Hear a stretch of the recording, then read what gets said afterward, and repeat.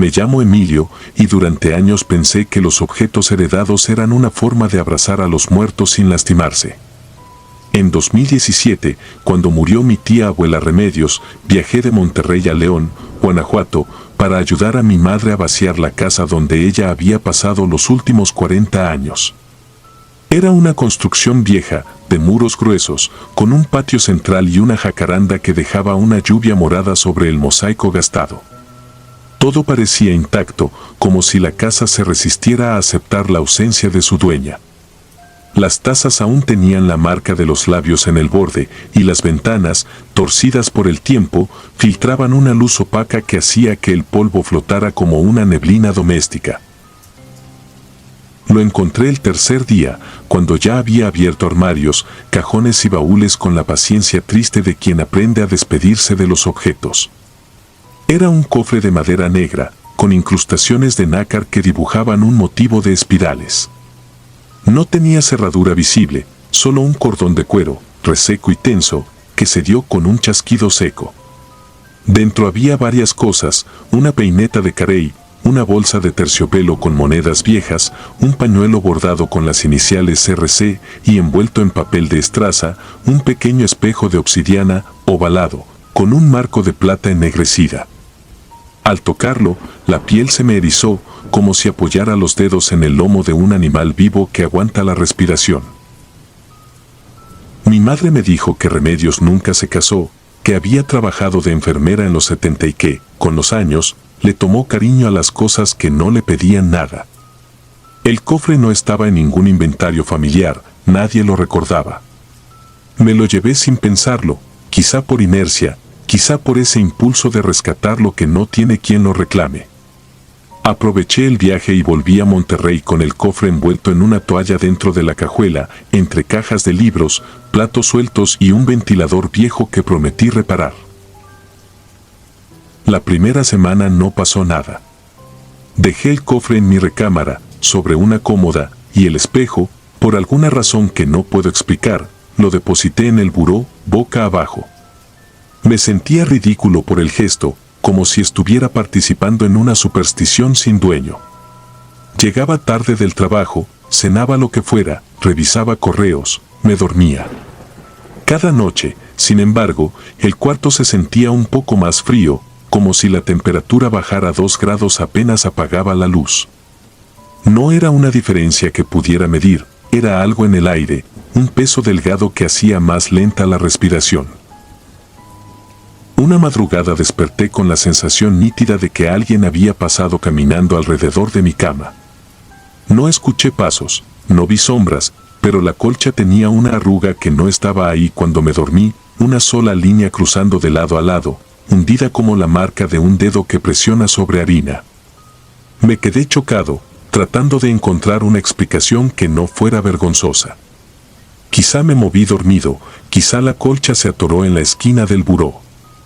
Me levanté, estiré la tela, encendí la lámpara. El espejo, boca abajo, vibró apenas, como si algo hubiera pasado por debajo. Al segundo día comencé a soñar con agua.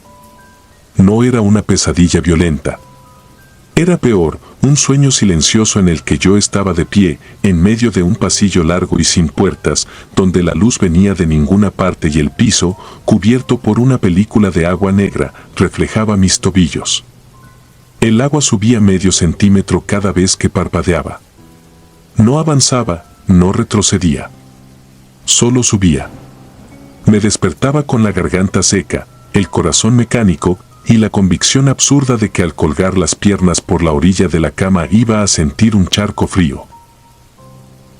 No le conté a nadie. No quería escucharme decirlo en voz alta. Pero las pequeñas cosas comenzaron a desajustarse.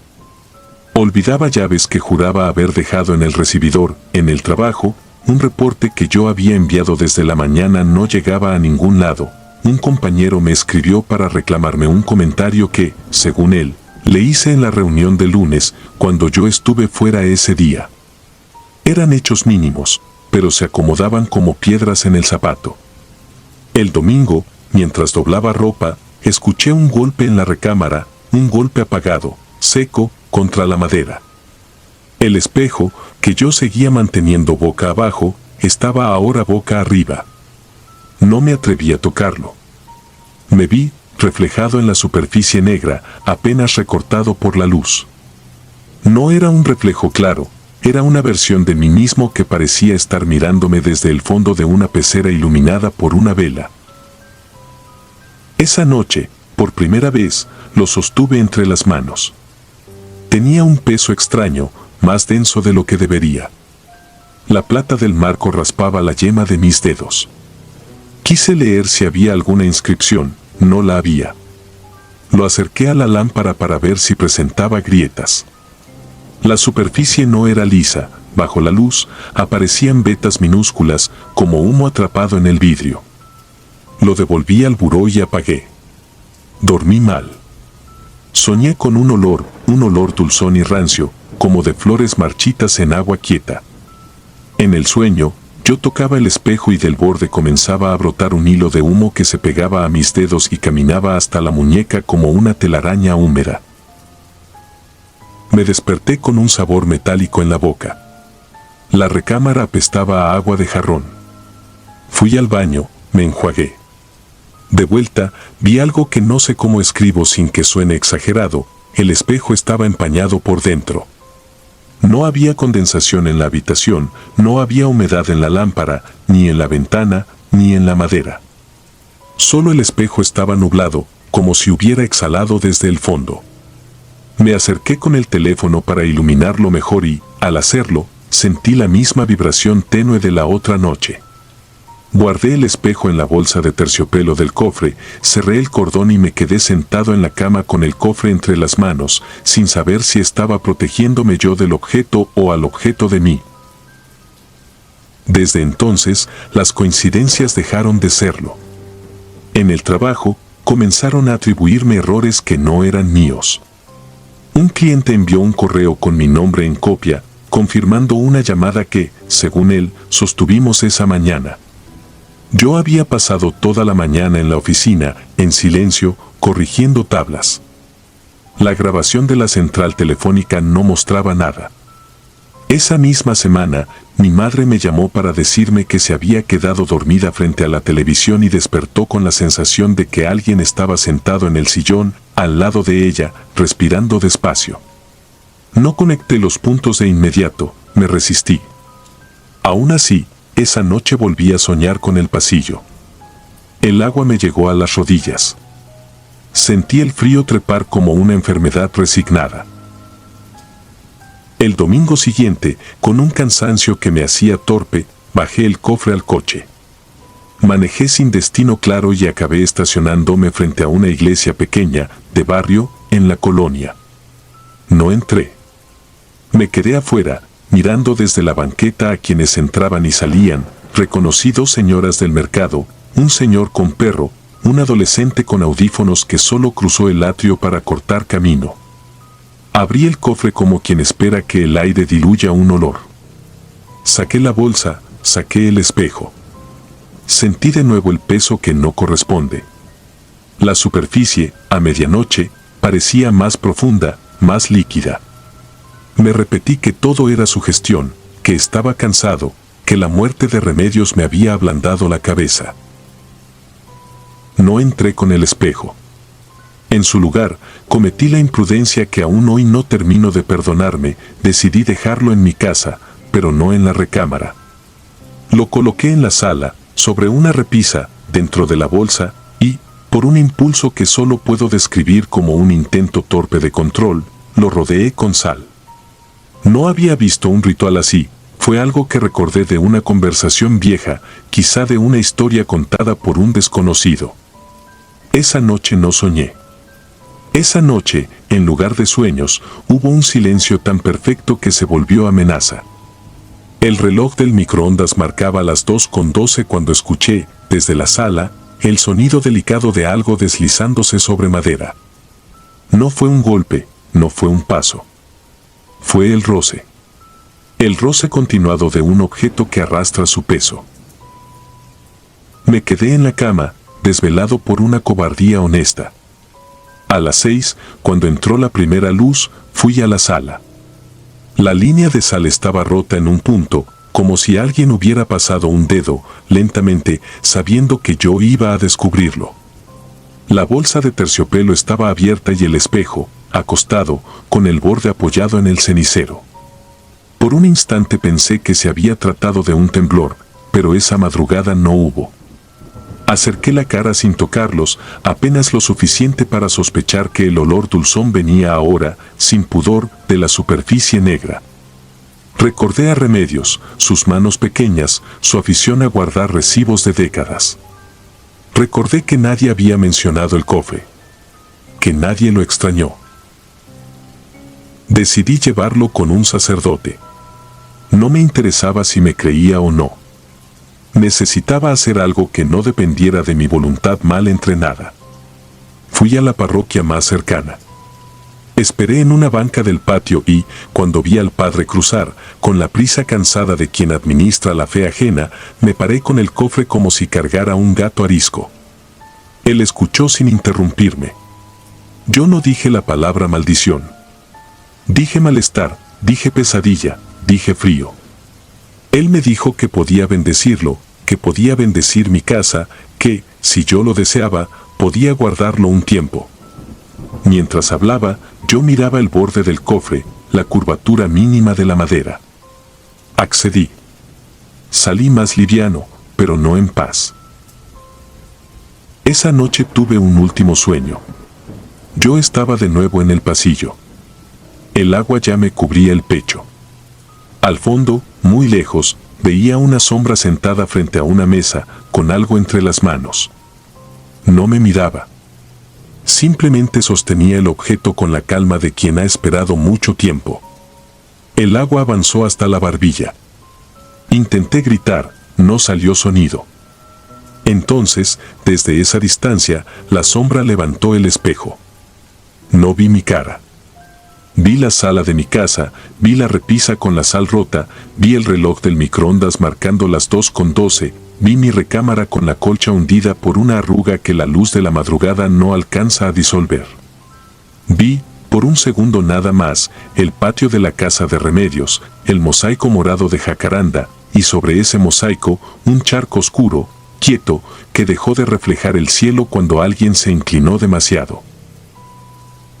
Desperté con el corazón tan acelerado que me mareé. Fui hasta la parroquia en la primera hora de la mañana. Pregunté por el cofre. El sacristán buscó en una lista, rebuscó en un cuarto, me dijo que el padre había salido a una misa a una capilla y que regresaría en la tarde. Pregunté si el cofre estaba en la oficina. Me dijeron que no. Pedí hablar con el padre por teléfono. El sacristán marcó. Nadie contestó. A mediodía, llamaron a mi celular, que lo habían encontrado en el cuarto donde guardan ornamentos, pero que estaba abierto y que sobre el escritorio había una marca de sal. Salí de la oficina con un pudor ridículo, como si me hubieran cachado en una travesura. Les pedí, con voz que no reconocí, que se quedaran con todo. Que lo guardaran, que lo enterraran, que lo desarmaran. El sacristán me dijo que el padre decidiría. Asentí y me fui. Han pasado años. No volví a preguntar. A veces, al acostarme, siento un descenso brusco de la temperatura que no dura más de un minuto. A veces, a las 2:12, me despierto sin razón. A veces, en el borde del sueño, resuena el golpe apagado de algo que no cae, que solo cambia de posición.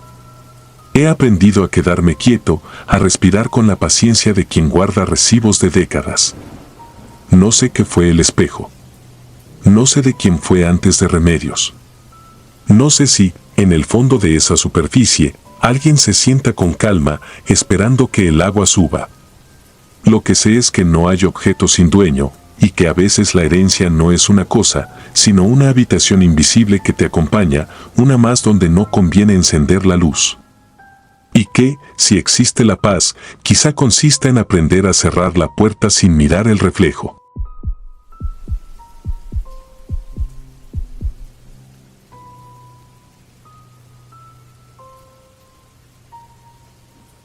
Me llamo Daniel, tengo 34 años y durante 2021 trabajé como vigilante nocturno en un conjunto de minibodegas en Tlaquepaque, al sur de Guadalajara. No fue un trabajo heroico ni emocionante, solo horas de pasillos metálicos, puertas enrollables que crujen con el aire, luces blancas que zumban sobre el concreto y el olor a polvo tibio que se pega a la garganta.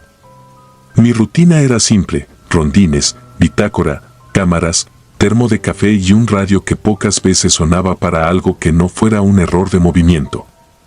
Podría jurar que todo lo que contaré aquí sucedió tal cual, con fechas, con registros, con marcas en el piso. Digo podría jurar porque desde entonces duermo mal y hay noches en que la memoria parece una habitación con eco. El 14 de julio de 2021 nos avisaron que uno de los arrendatarios, un ingeniero de apellido Quirarte, había fallecido. La familia no se presentó a reclamar su bodega y el contrato quedó en el limbo. A la semana, el administrador me pidió revisar que no hubiera ruidos ni olores raros allí, una cortesía más que una obligación. Abrí el candado con una orden, subí la cortina y me recibió la oscuridad densa de un espacio cerrado demasiado tiempo. La linterna hizo un barrido lento. Había cajas de archivo, 2 estantes, una mesa plegable, un carrito de carga con ruedas de goma y, en medio, un cubo de metal del tamaño de un refrigerador, con esquinas redondeadas, asas industriales y una tapa atornillada con 12 tornillos hexagonales. El brillo no era nuevo, era de metal bien cuidado. En uno de los lados, un rótulo, retorno prohibido. Abajo, una etiqueta plástica con letras diminutas y números de serie. No olía mal. No había rastro de líquido. Solo un ligero zumbido, como el que hacen las fuentes de poder cuando te acercas demasiado la oreja. Cerré la bodega y noté algo fuera de lugar. Entre la puerta y el interior, en el concreto, había 2 huellas paralelas, como si algo muy pesado se hubiera arrastrado. Volví a abrir, iluminé las ruedas del carrito, las comparé con aquellas marcas. No eran iguales. Las huellas eran más anchas y tenían un rayado fino, casi de lija. Pasé el dedo y sentí el polvillo levantado. Me dije que quizá el administrador o el propio ingeniero habían movido el cubo antes. La idea no me gustó, pero la guardé. Esa noche, a la 1:17, el monitor de la cámara del pasillo mostró movimiento frente a la bodega 4B, la de Quirarte. Puse atención. La imagen en blanco y negro mostraba solo la cortina bajada y un parpadeo del fluorescente. Entonces, la cortina se arqueó hacia afuera 1 centímetro y volvió a su lugar, como si un cambio de presión la hubiera empujado. Tomé el radio, di el aviso y fui caminando. No escuché nada, pero al llegar, sentí una vibración leve en el aire, como cuando pasa un tren lejano. Apoyé la palma en la cortina y lo noté en los huesos, un zumbido agudo que parecía amarrar los nervios. No duró más de 2 respiraciones. Lo anoté en la bitácora con vergüenza.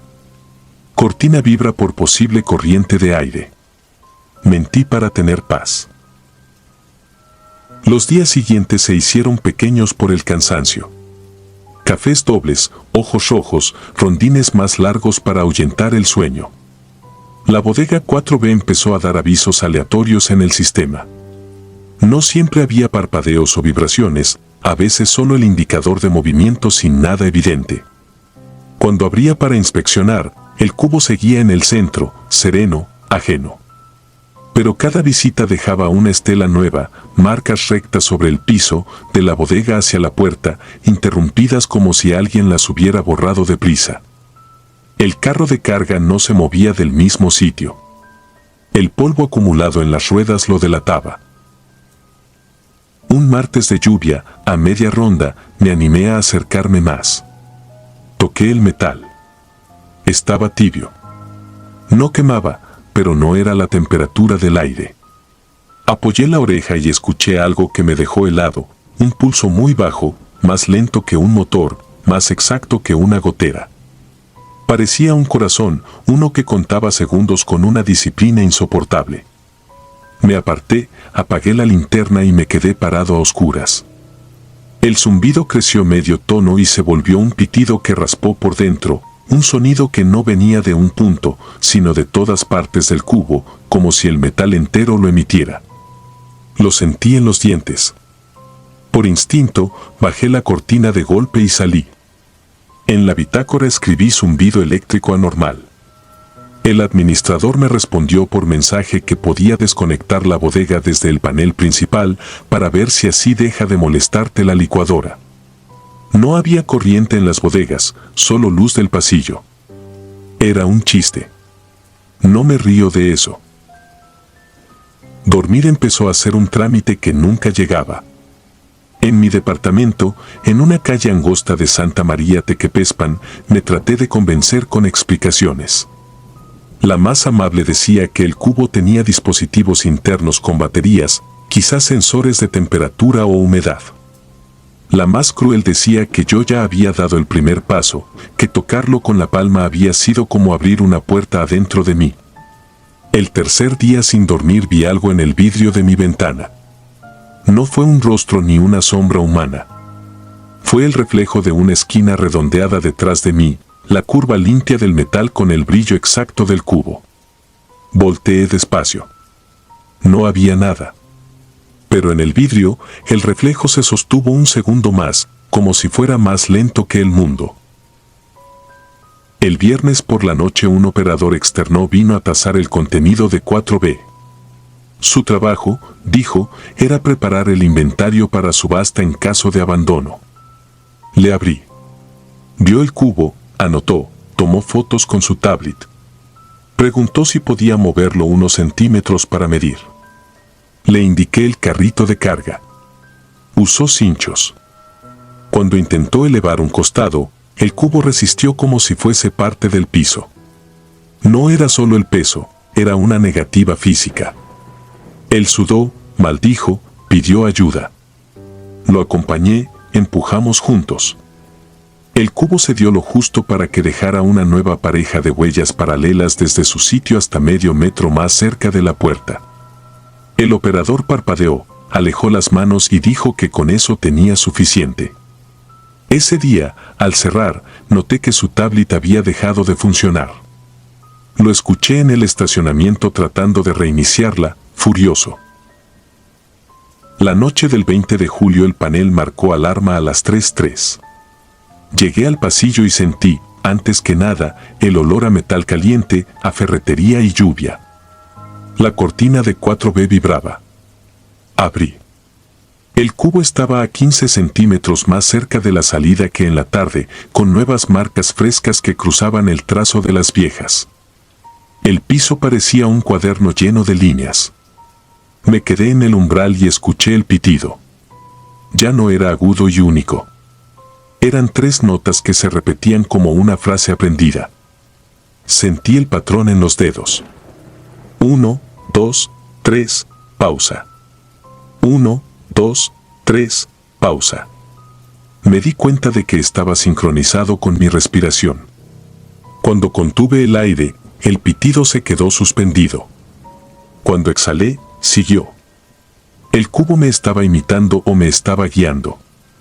Retrocedí. Lo cerré. Planté los pies.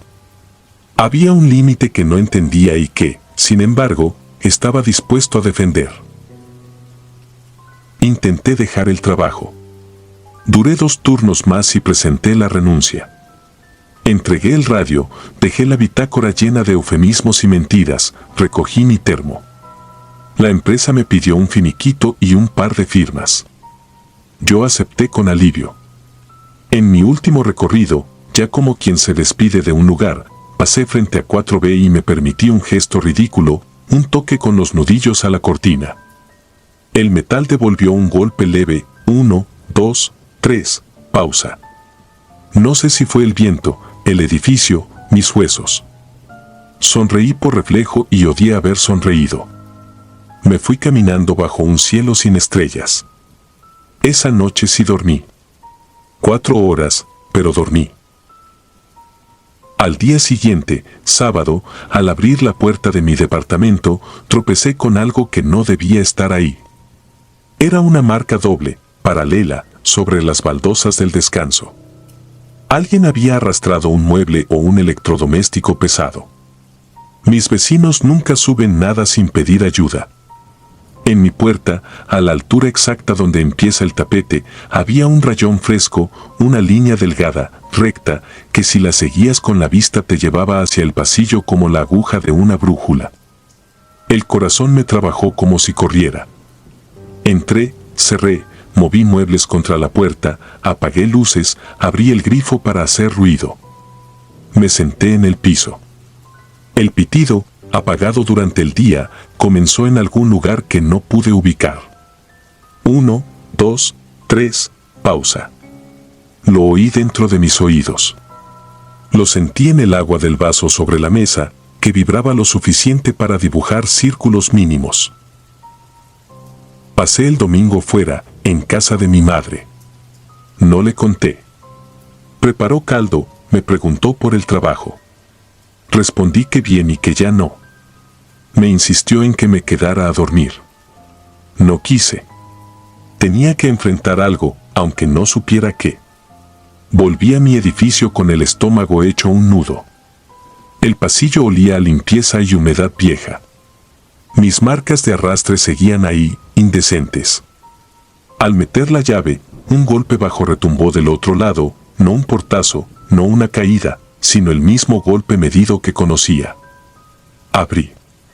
El cubo estaba en mi sala, junto a la ventana, con la tapa apuntando hacia arriba, como si la hubiera girado una grúa. Los tornillos hexagonales brillaban bajo la luz de la calle. No hubo cómo negar lo obvio. Cerré tras de mí y me acerqué, con el miedo en los dientes pero sin gritar. Pensé en llamar a alguien, ¿pero a quién? ¿Qué iba a decir? ¿Que una cosa que estuvo en una bodega ahora estaba en mi sala por arte de arrastre? Me senté frente a él, a 1 metro. Puse la palma sobre la tapa. Ya no estaba tibio. Estaba frío, un frío que mordía. El pitido se detuvo. Hubo un silencio tan limpio que creí que me había quedado sordo. Entonces escuché otra cosa, no un sonido, sino una continuidad. Como cuando apagas un ventilador y de pronto te das cuenta de que todo el tiempo hubo aire moviéndose. Esa continuidad era yo. Yo respirando. Yo tragando. Yo con las manos temblando. Yo pesado como el cubo. Comprendí que no había contenido que revisar, herramienta que buscara, ciencia fallida a la que culpar. El cubo era un espejo sin superficie, un molde que aprendía y que necesitaba un patrón. Lo había arrastrado desde la bodega hasta mi casa porque yo se lo permití, porque le di una cadencia, porque acepté su juego silencioso. No sé cuánto tiempo me quedé ahí. La madrugada en Guadalajara tiene un modo de ladrar en los perros y de clavar las llantas de las patrullas en el pavimento que te avisa la hora sin reloj. Cuando la luz de la primera ruta entró por la ventana, el cubo emitió un solo tono grave, muy breve, como un adiós o un ya está. Me levanté con las piernas dormidas. Me acerqué a los tornillos. Uno tenía una muesca, como si hubieran intentado abrirlo con prisa. Tomé mis llaves, probé por inercia una cabeza que ni siquiera correspondía. No giró. Quise dejar de ser esa persona que abre puertas. Me alejé.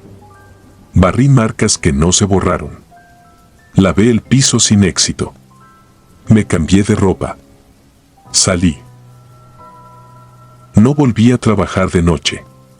Tampoco volví a mudarme. El cubo sigue en la sala. Lo cubrí con una lona gruesa, comprada en el tianguis, como si taparlo lo hiciera menos presente. Las visitas no pasan del umbral y yo no pregunto si oyeron algo. Algunas noches, cuando el silencio se reparte del modo correcto, el pitido se alinea con mis pasos desde la recámara al baño. 1, 2, 3, pausa. Si me detengo, se detiene. Si acelero, acelera.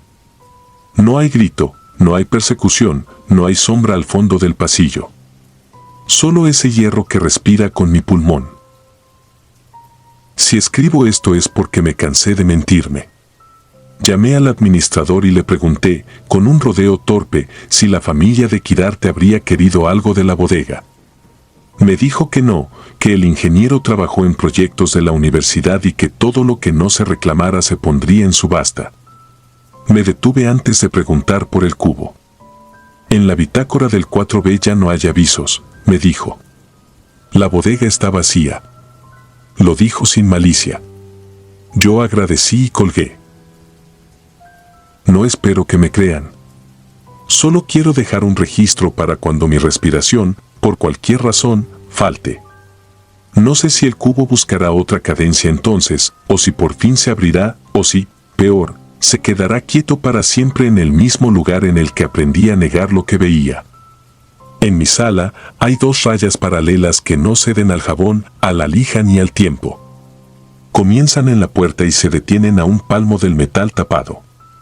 Algunos días, en el brillo opaco de esas marcas, alcanzo a ver mi cara, deformada como si la empujara desde abajo un segundo rostro. Otros días, no veo nada, y eso asusta más. Esta no es una advertencia sobre no tocar lo que no entiendes. Ojalá fuera tan simple. Esto es apenas el recordatorio de que hay cosas que aprenden de nosotros sin pedir permiso.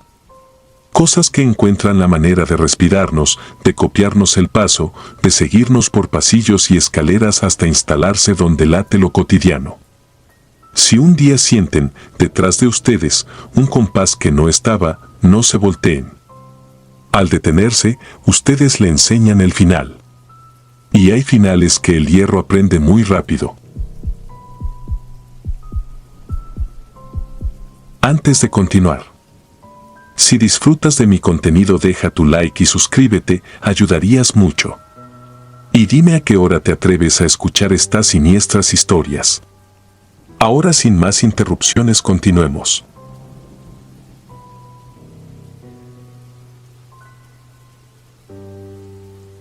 No colecciono antigüedades ni me sobran las supersticiones. Compro lo que puedo pagar, guardo lo que sirve, tiro lo que estorba. Por eso me sorprendió a mí mismo aquel domingo de 2016 en el Tianguis de San Juan Bosco, en León, cuando me quedé inmóvil frente a una Polaroid plegable, de cuero cuarteado y metal sin brillo. Tenía ese encanto inútil de los objetos que ya cumplieron su vida y sin embargo se niegan a desaparecer. El vendedor dijo que funcionaba. La levanté, sentí su peso tibio por el sol y la compré más por capricho que por interés real. Todavía olía a cajón, a casa encerrada. La puse en un estante del departamentito de la colonia Arvide como quien coloca una foto sin marco. Ahí se quedó, inclinada hacia un lado, boca plegada, como un animal dormido. Una semana después me acordé de ella al ver una caja de cartón enterrada entre cables, película caducada que había encontrado meses atrás en el mercado de pulgas de la estación. La fecha marcaba 2004. Aún así, probé. Saqué la cámara del estante a medianoche. El mecanismo hizo un clic áspero, el fuelle se despegó con un suspiro mecánico. Cargué el cartucho y, sin pretensión, apunté a la sala, sillón café gastado, la mesita con anillos de vasos, la puerta del pasillo abierta como siempre. Disparé. El zumbido eléctrico fue un insecto atrapado. Esperé con los dedos sucios el milagro químico. La imagen apareció deslavada, verdeada por el tiempo, pero reconocible. Solo un detalle no tenía explicación: la silla de la mesa estaba corrida hacia afuera, como si alguien se hubiese sentado un segundo antes. No estaba así en la realidad ni cuando disparé. Pensé en la imprecisión de mi memoria, en la torpeza de la película vencida. Me reí solo. Tomé otra. En esa, la puerta del pasillo parecía cerrada hasta casi tocar el marco. Al mirar la puerta real, seguía abierta. Volví a reírme, menos convencido. Acomodé la silla en su sitio, dejé la puerta tal cual y me fui a dormir tarde, guardando las 2 fotos bajo un libro para que no se arquearan. A las 3:17 de la madrugada me despertó un chasquido, algo entre un bostezo eléctrico y un estornudo metálico. La palabra que me vino fue rodillos. No quise levantarme. El zumbido breve se repitió, luego silencio. Me quedé escuchando mi respiración y el motor del refrigerador. Dormí a ratos hasta el amanecer. Al asomarme a la sala vi una tercera fotografía expulsada de la Polaroid, recién seca sobre la mesita. En ella, la puerta del pasillo estaba sellada y la silla, corrida del todo, pegada al respaldo, apuntando hacia la cámara. En el borde inferior, casi por azar, el reloj barato de pared que cuelga junto al pasillo marcaba las 3:17. Me dije que el cartucho tendría resortes flojos, que el disparador podría liberarse con cualquier vibración. Guardé la cámara en una caja y la llevé con un técnico que repara cosas que ya nadie usa. Me habló de contactos, de baterías integradas en el cartucho, de piezas que a veces se sulfatan. Me la devolvió sin cobrar y con un gesto de disculpa de quien ya no cree en su oficio. Le puse película nueva, esta vez reciente. Decidí dejarla sobre la mesa, sin cargarla ni tocarla, como quien vigila un gato arisco. Esa noche, 3:17 de la mañana, el mismo zumbido. Me levanté con un enojo que no era solo sueño. La cámara, cerrada, había expulsado otra foto. Ningún disparo, ningún peso encima. La imagen estaba limpia, equilibrada, sin los verdes de lo vencido. La silla seguía ahí, ahora vuelta contra el respaldo, como si esperara. La puerta del pasillo mostraba una franja negra, no sombra, sin ausencia, un borde que no pertenecía al departamento. El mismo reloj clavado en la misma hora. Desde entonces las fotos comenzaron a dictar cambios que aún no habían ocurrido. Si una lámpara aparecía apagada en la foto, al día siguiente la encontraba fundida. Si una ventana se veía entreabierta, terminaba resbalándose por su cuenta horas después, aunque yo jurara haberla empujado hasta el tope. La cámara no registraba lo que veía. Se adelantaba con crueldad doméstica. Negué todo lo que pude. Coloqué cinta en la tapa del cartucho. La reforcé con una liga. El mecanismo no debería expulsar nada. A las 3:17, el mismo zumbido, la misma bofetada de papel blanco saliendo por una rendija. La liga todavía en su lugar. La cinta sin cortar. La foto, precisa. Cuando intento explicar por qué no tiré la cámara a la basura desde el primer susto, la respuesta es vergonzosa. La curiosidad es una goma que pega las manos. Fui acumulando las fotos en una caja de zapatos, ordenadas por noche, con notas al reverso escritas a lápiz. Noté un patrón, cada semana faltaba una. Los lunes, siempre la tercera. No había huecos en la secuencia de noches, solo en los grupos, domingo con 2, lunes con un ausente, martes con 3. Revisé el suelo, el respaldo del sillón, debajo del refrigerador. Nada. Algo se estaba quedando con una imagen que no era mía. Comencé a mover cosas antes de dormir. Cerraba la puerta del pasillo con seguro. Ponía la silla arriba de la mesa. Guardaba el reloj en un cajón. Me prometí dormir fuera de casa, pero el trabajo me mantenía atado y el cansancio engaña. El lunes siguiente, la foto que siempre faltaba apareció sin que yo la buscara. Estaba pegada con humedad en la parte interior de la puerta del refri. Retrataba mi recámara desde un ángulo alto imposible para una cámara sobre la mesa. En la cama yo dormía con la boca abierta. El reloj de alarma en el buró marcaba 3:17. Sobre la almohada, una sombra cilíndrica que se cortaba del cuadro antes de revelar su origen. Como si alguien hubiera entrado con la cámara a registrarme desde el techo.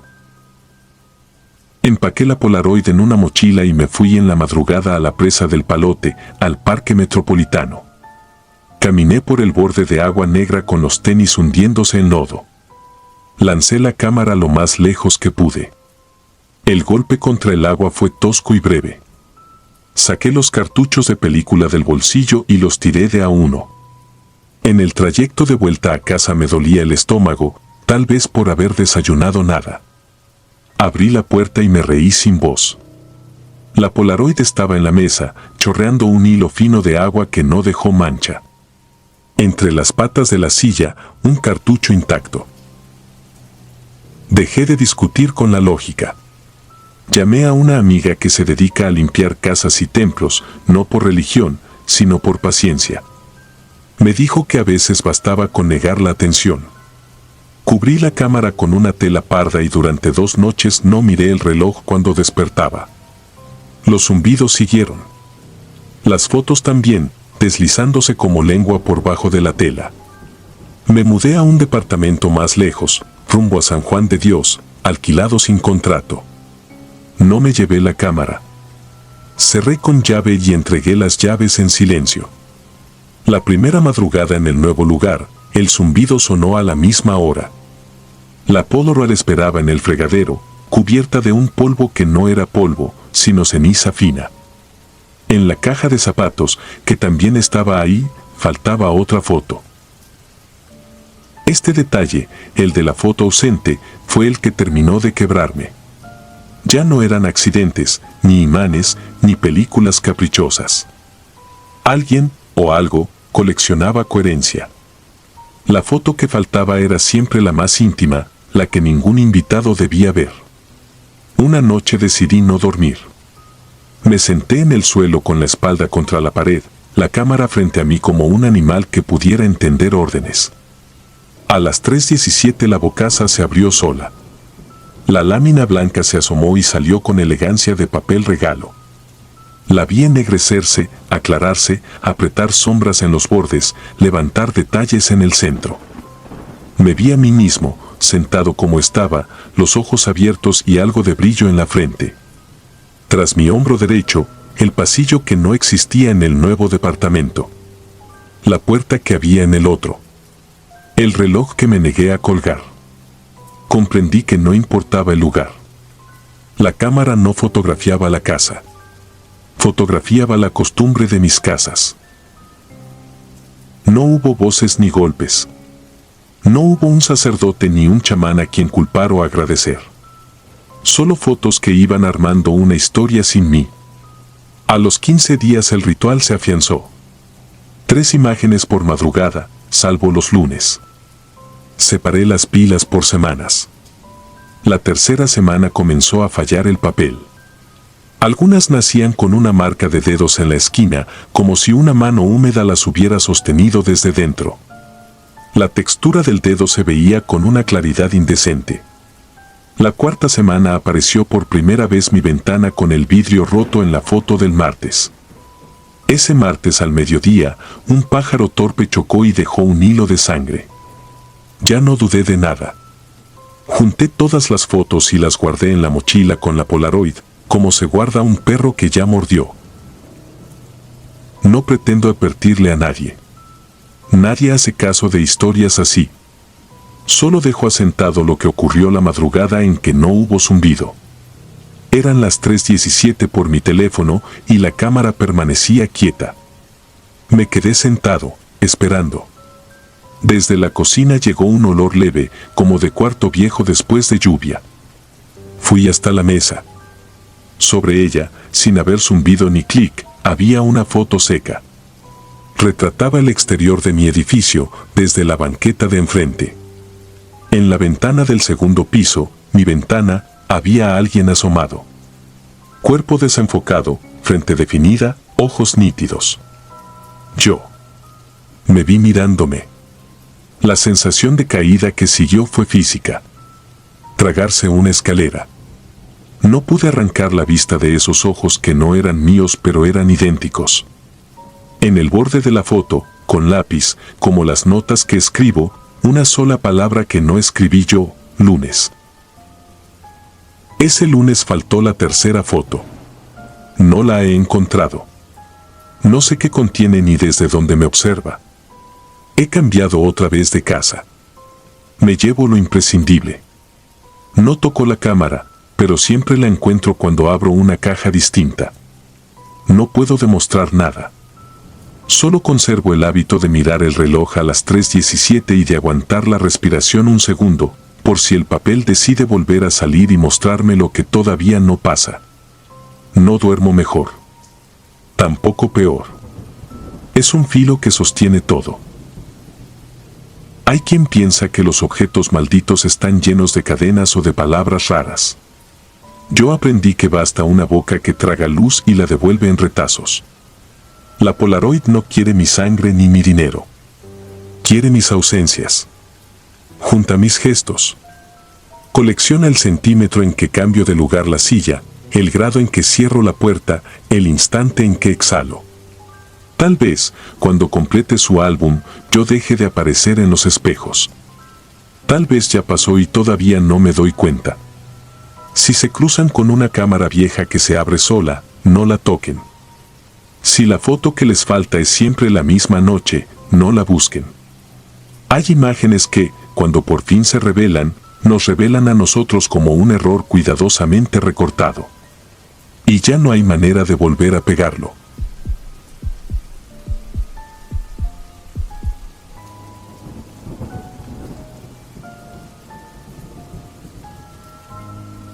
Me llamo Darío y lo que voy a contar ocurrió en 2021 en la casa de mi madre en el barrio de San Román, en Campeche. No sé si todo puede explicarse con palabras, pero desde entonces duermo con las luces encendidas y evito los espejos antiguos. El objeto existió, lo tuve en mis manos, lo traje a mi cuarto. A veces pienso que todavía lo escucho cuando el viento sopla desde la bahía.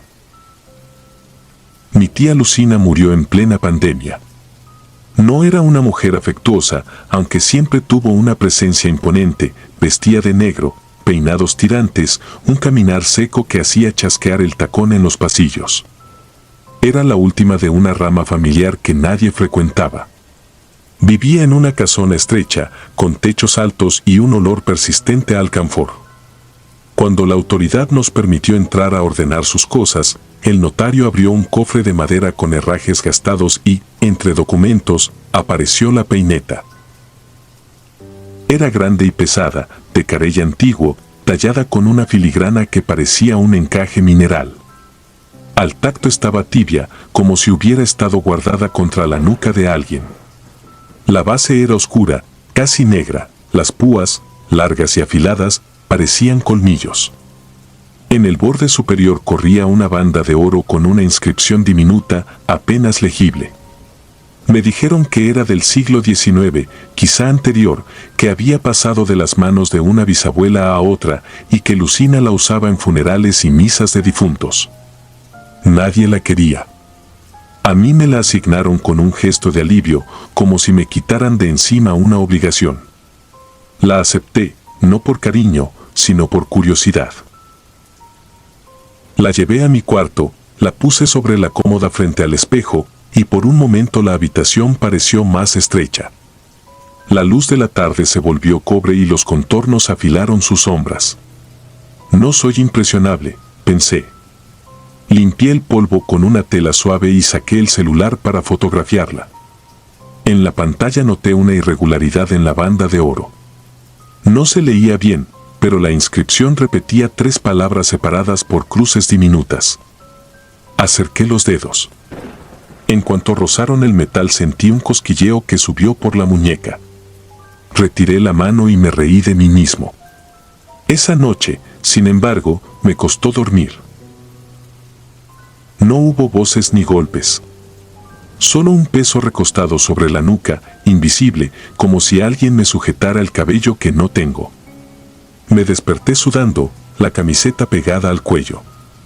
Fui al baño, encendí la luz y vi la piel enrojecida en la parte baja del cráneo, marcas finas y paralelas, como trazos de peineta.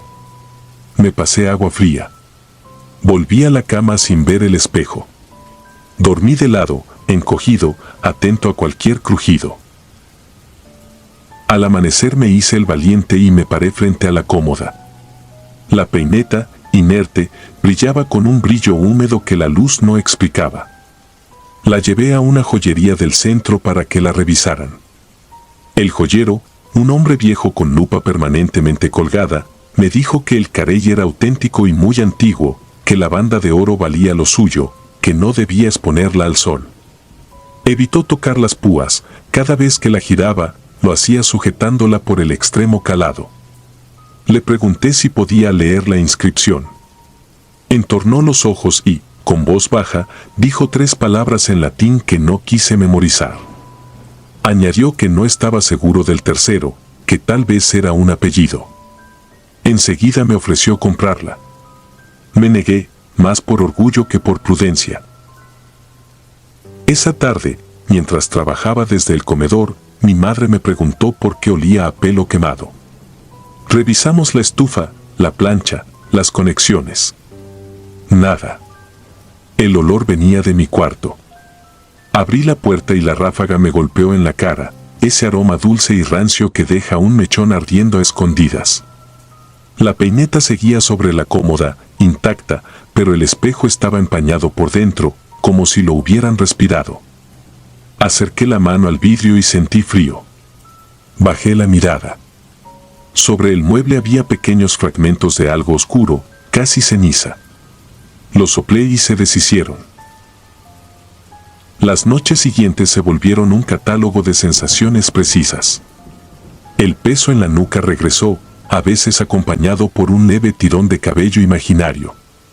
En otras ocasiones, justo antes de dormirme, una sombra estrecha pasaba entre la puerta y la cama, avanzaba sin sonido y se detenía en mis pies.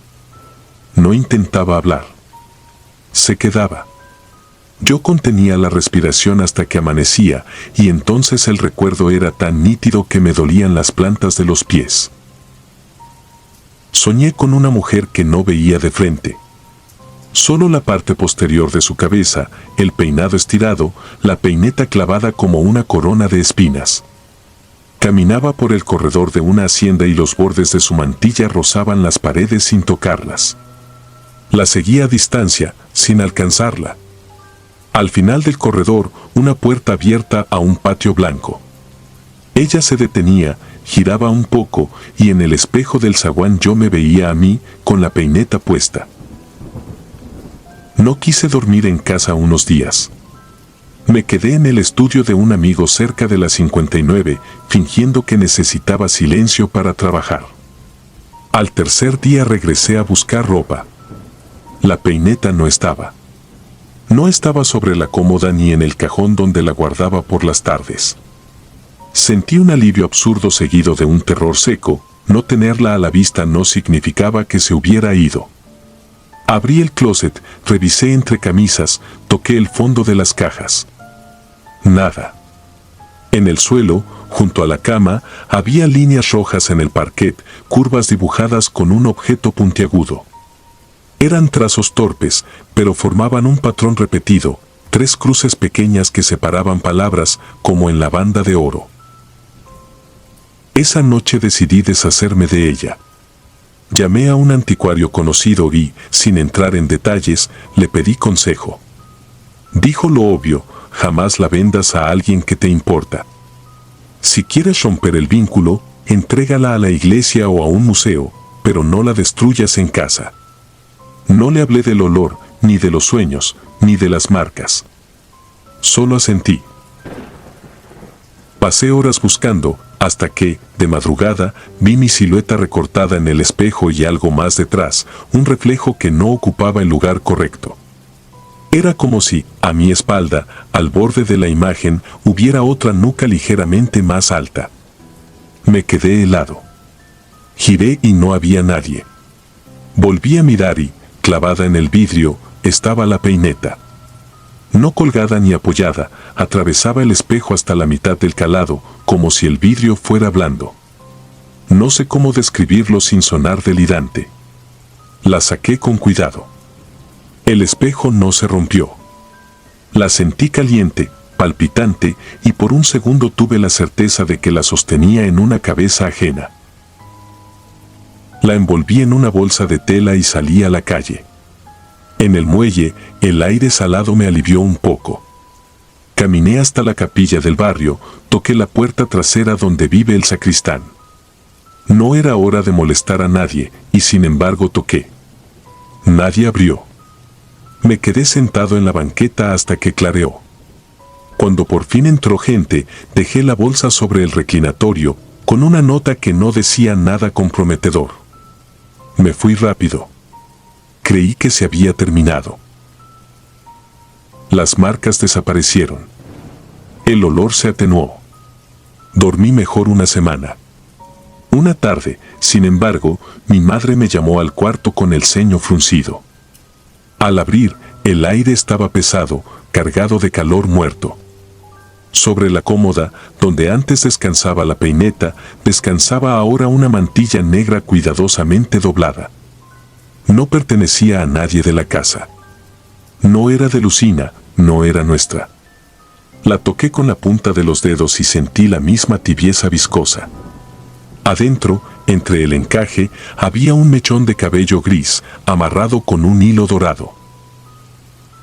Volví a la capilla de inmediato. El sacristán me dijo que no había visto ninguna bolsa, que no se recibe nada sin registro, que quizá algún devoto la tomó. No insistí. Me dio vergüenza. Pero, mientras hablaba, vi detrás del altar un cuadro antiguo con marcos dorados, recién colgado. Representaba a una mujer de luto, de espaldas, con una peineta enorme que sostenía una mantilla. Sentí que el aire se me iba. El sacristán dijo que era una donación anónima, que la encontraron por la mañana. No pude apartar la vista de la peineta pintada, del brillo oscuro de su calado, idéntico al que tuve entre las manos. Le di las gracias y me fui. De noche, la casa pareció inclinarse hacia mi cuarto. La mantilla seguía donde la dejé y el mechón también. Intenté prender un cirio que mi abuela guardaba para los apagones. La flama no se sostenía. Encendí el ventilador y el movimiento del aire levantó los bordes del encaje como si respirara. Me senté en la orilla de la cama y cerré los ojos. No recé. No supe a quién pedirle. El tirón en la nuca volvió, más firme, más decidido, y el calor se concentró justo donde el cabello se reunirá para ser trenzado. Abrí los ojos y vi mi sombra sobre la pared, en el contorno de mi cabeza algo crecía, curvo, con dientes de sombra, como una corona. No me levanté. No grité. No pude. Apreté las manos contra el colchón y conté mi respiración, 1, 2, 3. El tirón se volvió presión, y la presión punzada, y la punzada ardor. Cuando por fin logré moverme, fui al baño tambaleándome y me miré en el espejo con la luz blanca, directa. Donde se encuentra la base del cráneo había marcas nuevas, más profundas, y una de ellas había sangrado lo suficiente para dibujar una media luna. Me enjugué con agua y, por pura inercia, incliné la cabeza hacia atrás, como quien ofrece la nuca a manos ajenas. Al día siguiente llevé la mantilla a una fundición de las afueras. Dije que era encaje con un hilo de oro incrustado, que necesitaba separar el metal. El encargado, pragmático, la metió en un horno con otros restos. El olor, otra vez, llenó la nave. Cerré los ojos. No hubo gritos ni golpes en las paredes. Solo ese aroma denso que corta la saliva. Salí con una barra de oro pequeña, irregular, estriada como si algo la hubiera arañado desde dentro. La dejé en la oficina parroquial sin una palabra. Firmé como donante anónimo. Desde entonces la casa ya no huele a quemado. Puedo dormir, a ratos. A veces, mientras me lavo los dientes, me parece ver que en el espejo mi nuca está más erguida de lo normal, como sostenida por una mano que no se ve. Otras noches, en el silencio previo a la madrugada, escucho el roce de púa sobre vidrio, una caricia que no llega a romper, un ensayo de arañazo. He cambiado el espejo de sitio. He vendido la cómoda. He puesto cortinas nuevas. En la capilla, el cuadro de la mujer de luto sigue colgado. Nadie puede asegurar la procedencia. Yo tampoco. Las 3 palabras de la inscripción regresan en sueños aunque me niegue a recordarlas. Al despertar no las repito, pero tengo la sensación de que el cuerpo las conoce. Cuando me llevan prisa y me amarro el cabello inexistente, un gesto absurdo, siento la presencia de un objeto pesado que nunca volveré a tocar. Camino derecho, la nuca tensa, los hombros apretados, como si llevara una corona que nadie ve. A veces pasa una mujer por la banqueta, vestida de negro, y me atraviesa con la indiferencia de quien ya no distingue a los vivos de los muertos. No me dirige palabra. No hace falta. Si cierro los ojos puedo encontrar la textura exacta del carey antiguo, su tibieza, la resistencia exquisita de cada púa. Puedo sentir el aire de la bahía arrastrando cenizas que no son cenizas. Puedo escuchar, muy quedado, casi compasivo, el chasquido de un tacón que se acerca a mi espalda y se detiene, como esperando a que me siente para peinarme. No lo hago. Me mantengo de pie hasta que el cuerpo tiembla. Me digo que lo que se dona deja de pertenecer. Me repito que lo que se funde se olvida. Lo digo sin creerlo. La nuca, cada tanto, responde con una punzada breve, exacta, obediente, como si una madre invisible me ordenara mantenerme presentable para el último retrato.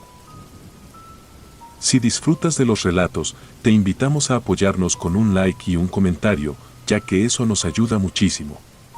Además, si aún no estás suscrito o suscrita, te animamos a formar parte de la comunidad del terror. Muchas gracias por escucharnos y por tu apoyo.